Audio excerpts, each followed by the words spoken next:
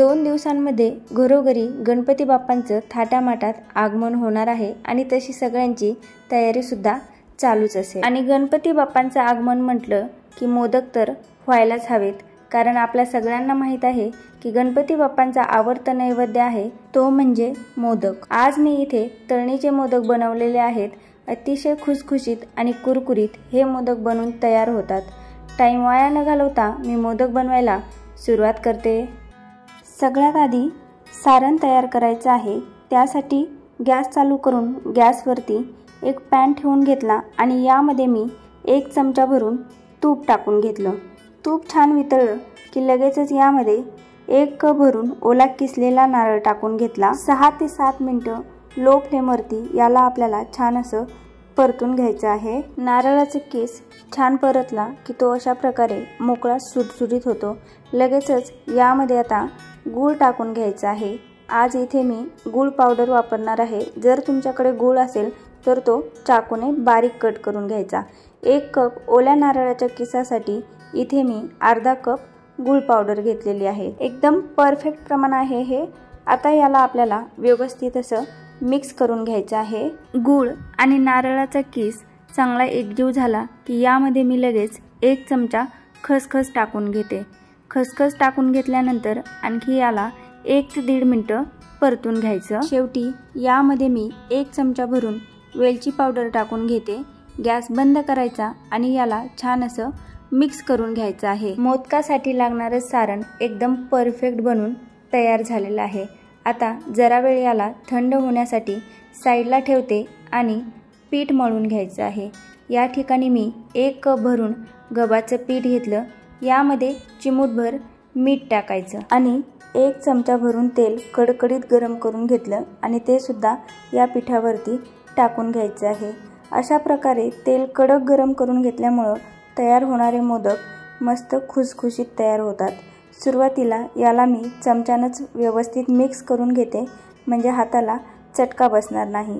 आणि एकदा चमच्यानं मिक्स करून घेतलं की लगेचच आता हे हातानं व्यवस्थित चोळून मिक्स करून घ्यायचं आहे।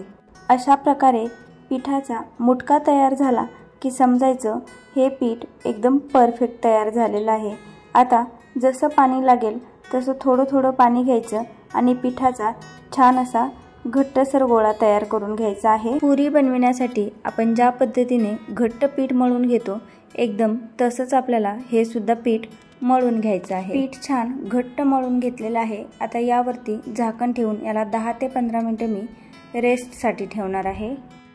10 मिनिटानंतर थोडासा तेलाचा हात घेऊन पुन्हा एकदा हे पीठ मी छान मळून घेणार आहे। या पिठाचा लगेच मी एक छोटासा उंडा तयार करून घेते आणि याला सुरुवातीला सुक्या पिठामध्ये बुडवून याला आता लाटून घ्यायचं आहे। लाटत असताना ही पारी आपल्याला खूप जास्त जाड किंवा एकदम पातळ सुद्धा लाटायची नाही। साधारणतः इतक्या जाडीची आपल्याला ही पारी लाटून घ्यायची आहे। आणि आता लगेच यावरती मी 1 चमचा भरून सारण ठेवून घेते। पारी हातामध्ये घ्यायची आणि याला सुंदर अशा कळ्या पाडून घ्यायच्या। तुम्हाला जमतील तितक्या, जशा जमतील त्या पद्धतीने या पारीला कळ्या पाडायच्या। हे पहा व्हिडिओमध्ये दाखवल्याप्रमाणे। कळ्या पाडून घेतल्या की लगेच आता याला क्लोज करायचं आहे। एकाच डायरेक्शननं छान असं क्लोज करून घ्यायचं।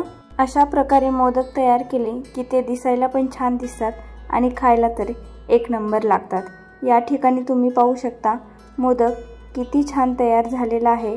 आता राहिलेल्या सगळ्या पिठाचे आपल्याला अशाच पद्धतीने मोदक तयार करून घ्यायचे आहेत। मोदक तळण्यासाठी तेल मी आधीच गरम करायला ठेवलं होतं। तेल फुल स्पीडवरती छान कडकडीत गरम करून घ्यायचं आणि जेव्हा तुम्ही तेलामध्ये मोदक सोडणार आहेत त्यावेळी गॅसची स्पीड कमी करायची।